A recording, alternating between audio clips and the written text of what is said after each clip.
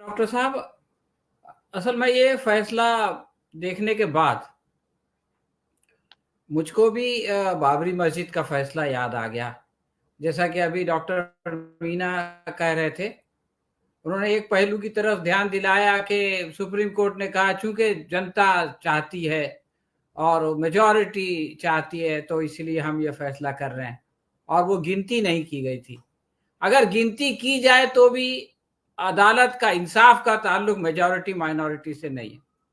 अगर मेरी बिल्डिंग के सारे लोग ये बोलें मेजॉरिटी के साथ कि सलीम का बोरिया बिस्तर बाहर गेट पे खड़ा होना चाहिए, तो सुप्रीम कोर्ट ये नहीं बोल सकता कि भाई बिल्डिंग के सारे लोगों ने ये फैसला किया इसलिए सलीम को घर खाली करना चाहिए।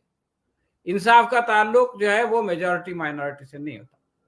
उस वक्त सुप्रीम कोर्ट ने 3 बातें मानी थी। एक बात ये थी कि साहब नीचे कोई मंदिर का अवशेष नहीं मिला, मूर्ति रखना गलत था, बाबरी मस्जिद को गिराना गलत था, लेकिन फिर भी बाबरी मस्जिद की जमीन मंदिर को दे दी जाए।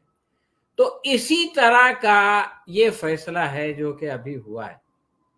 अब देखिए कि पूछा क्या गया था और जवाब क्या दिया गया। इसका मतलब यह है कि अंदर एक बात है, वो जो है वो पूछा ना जाए तो भी बोली जाती है, और वो सुप्रीम कोर्ट की जो संवैधानिक बेंच है वो बोलती है। पूछा गया था कि भाई कैटेगराइजेशन होना चाहिए या नहीं होना चाहिए। आप ये कहते कि भाई नहीं होना चाहिए, या आप ये कहते कि होना चाहिए। आपने उठा के क्रीमी लेयर का मामला छेड़ दिया। अरे भाई वो इस मुकदमे में था क्या? तो पहली बात तो ये गलत है। दूसरी बात यह है कि ये जो रिजर्वेशन का कंसेप्ट है इसको हमारे यहां समझा नहीं गया। ये कहा जाता है कि दुनिया में कहीं नहीं है। दुनिया में एफर्मेटिव एक्शन हर जगह है।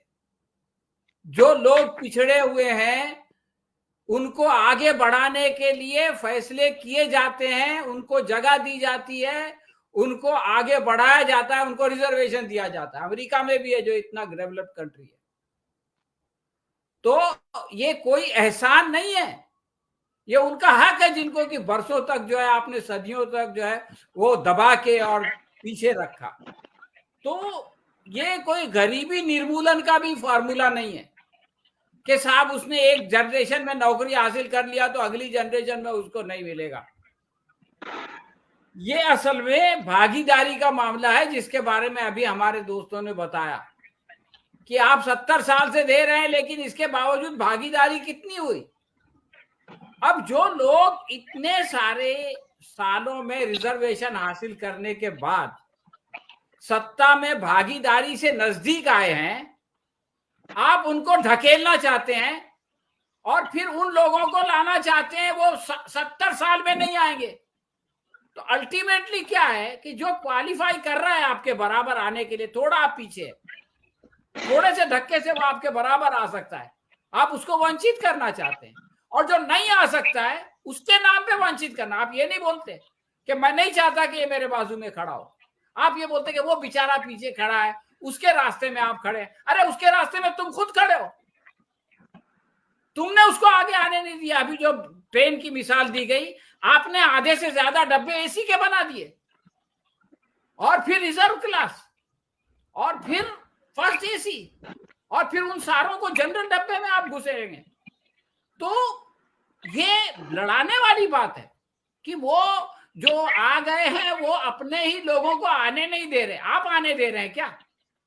तो ये सीरियस चीज है भागीदारी का, और भागीदारी का निर्मूलन नहीं हुआ है, ये तो अभी डेटा से सामने आ गई। दूसरी बात मैं कहता हूं कि अस्पष्टता, अनटचेबिलिटी के खत्म करने के लिए यह मामला लाया गया था। क्या ये खत्म हो गई है? अरे भाई, हमारे राष्ट्रपति को अजमेर में एक मंदिर में जाने नहीं दिया गया, भुवनेश्वर में धक्के उनको और उनकी वो पत्नी को धक्के दिए गए। अभी केस चल रहा है, फैसला कभी नहीं होगा, इसलिए कि ये जजेस करेंगे ही नहीं अपने खिलाफ फैसला, और उन पुरोहितों के खिलाफ फैसला जिन्होंने कि उनको इंसल्ट किया। अभी मुर्मू गई थी दिल्ली में एक मंदिर में जगन्नाथ के, उनको गर्भगृह में नहीं जाने दिया गया, बोले बगैर बताए आ गई थी। क्या बता के आएंगी? और दूसरे मंत्री बगैर बताए गए तो वो गर्भगृह के अंदर चले गए। जो जिस समस्या के समाधान के लिए ये चीज लाई गई थी, वो समस्या अगर राष्ट्रपति के साथ है तो बाकी लोगों का क्या मिसाल दिए, बाकी लोगों की क्या आप उदाहरण देंगे? तो ये सब बेकार की बातें हैं। और मैं समझता हूं कि ये जो है वो, जैसा कि अभी कहा गया, रिजर्वेशन को खत्म करने के चोर दरवाजे। देखिए, ये एक चोर दरवाजा है कि आप उसमें वर्गीकरण कीजिए, फिर आप स्टेट गवर्नमेंट को इसका पावर, खुद उत्तर प्रदेश की, आपके प्रदेश राजनाथ सिंह ने एक कमीशन बनाया था, तो उसने क्या फैसला किया पता है आपको? उसने कहा कि साहब शेड्यूल कास्ट में जो है वो जाटव सबसे आगे है, यानी उसको नहीं देना चाहिए। क्यों? बीएसपी को वोट देता है। और फिर कहा कि यादव सबसे आगे हैं और किसको देना चाहिए? तो साहब जाट को देना चाहिए, इसलिए कि जाट हमको वोट देगा। तो यहाँ इंसाफ से फैसला कहाँ होता है? यहाँ तो भाई जिससे अपना राजनीतिक फायदा हो उसको दो, जिससे आपका राजनीतिक नुकसान है उससे लो। तो आप ऐसे लोगों से जिनका कि ये ट्रैक रिकॉर्ड है, उनको आप दे रहे हैं कि भाई आप फैसला कीजिए कि किसको देना चाहिए, किसको नहीं देना चाहिए, कौन क्रीमी लेयर में है। इसका मतलब ये है कि आपकी नीयत जो है वो ठीक नहीं है। आप देखिए, प्राइवेटाइजेशन का एक मामला अभी सामने आया, लैटरल एंट्री का मामला सामने आया। आप जो पब्लिक सेक्टर था जहां रिजर्वेशन था, उसके अंदर क्या किया जाता है? उसके अंदर नुकसान कराया जाता है। जिस पब्लिक सेक्टर को पहले फैसला किया कि साहब एचपीसीएल को बेचना है, तो उनके ऑफिसर से कहा जाता है कि अब आप इसको घाटा कराओ, वो घाटे में जाती है। फिर सरकार आती है, बोले देखो घाटा हो रहा है, फिर उसको बेचती है, फिर उसको एक आदमी खरीदता है, एयर इंडिया, और जैसे ही वो खरीदता है वो फायदे में चली जाती है। सवाल ये है कि वो जो सरमायादार है वो एक ऐसी कंपनी को खरीदता क्यों है जो घाटे में जा रही है? वो अपना दुश्मन है, उसको मालूम है कि ये घाटे में नहीं जा रही है, इसको घाटे में डाला जा रहा है मुझको बेचने के लिए, और उसका भी फायदा कर दिया, और उसमें जो रिजर्वेशन के वजह से जिन लोगों का फायदा होता था उनको भी वंचित कर दिया। दूसरी बात है लैटरल एंट्री। लैटरल एंट्री में आप दीजिए एससी एसटी को, बताइए कि हमने 52 में से जो है वो 25-26 लोगों को ले लिया, बल्कि 52 में से 35 लोगों को ले लिया, इसलिए हम लैटरल एंट्री कर रहे हैं ताकि ये आगे आए। उसमें तो एक को नहीं लेते। तो ये सब जो है वो धोखाधड़ी की बातें हैं। आखिरी बात मैं कहना चाहता हूं कि रिजर्वेशन के बारे में एक बात बहुत होती है कि साहब रिजर्वेशन की वजह से हमारी क्वालिटी खराब हो जाएगी। अगर कोई आदमी रिजर्वेशन कैटेगरी से डॉक्टर बन जाएगा तो वो इलाज नहीं करेगा, वो लोगों को मारेगा। अरे बाबा, आधे से ज्यादा तो डोनेशन से दाखिले होते हैं।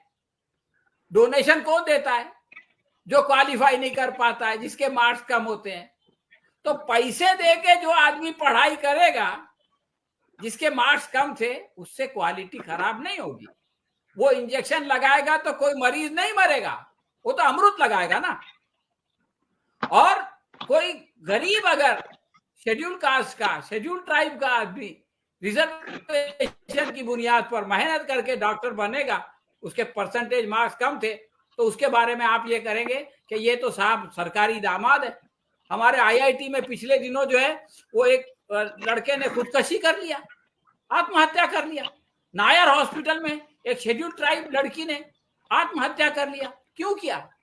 कितनी मेहनत करके वो गई और मेडिकल उसमें दाखला लिया, और फिर उसने जो है वो अपने बाप को फोन किया, बोले बर्दाश्त नहीं होता मुझसे। ये सुलूक आज हो रहा है, आज बंबई जैसे शहर में हो रहा है। छोड़िए गांव देहात की बात, जिसके बारे में अभी मैं सुन रहा था किसी से कि वहां तो जहन्नुम है उनके लिए जीना, नर्क में जिंदगी गुजार रहे हैं। लेकिन जो शहर है बड़े बड़े मेट्रोपॉलिटन, वहां पर जो है हमारे पढ़े लिखे बच्चे जो है वो आत्महत्या के लिए मजबूर हो रहे हैं। तो ये इस विषमता को दूर करने के बजाय आपस में लोगों को लड़ाओ, उनको बताओ कि देखो इनकी वजह से तुम आगे नहीं बढ़ रहे हो, और उनकी ताकत को तोड़ो, बांटो और काटो। ये जो अंग्रेजों की फलसफा था और उससे पहले इनका अपना भी फलसफा था, उसी को दोबारा लाने की ये एक साजिश है, मैं समझता हूँ। और ये सुप्रीम कोर्ट का फैसला है और लोग ये कहते हैं कि सुप्रीम कोर्ट का फैसला, उस पर कोई टिप्पणी नहीं होनी चाहिए।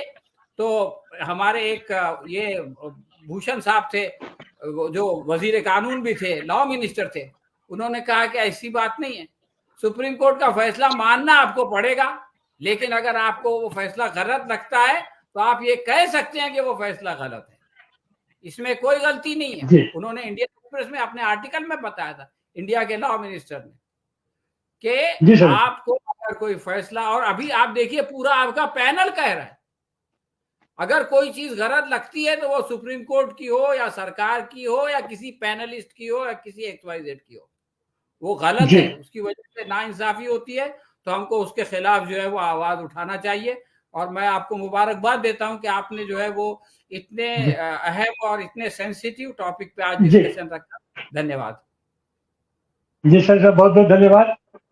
ये तो साजिशों का मकड़जाल है, और मकड़ी अपने जाले में जिसको फंसा लेती है अपने शिकार को, तो ये कहीं न कहीं से ये निजता पक्ष द्वारा और ऐसे व्यवस्था में को बनाए रखने वालों का ये मकड़जाल है, इससे कैसे निकलेंगे उसी के लिए हम लोग प्रयत्नशील हैं। हमारे साथ जुड़ चुकी हैं, अब हम चलेंगे गीता रामकृष्णन जी के पास। गीता रामकृष्णन जी ऑर्गेनाइज्ड वर्कर्स फेडरेशन चेन्नई से आती हैं। आप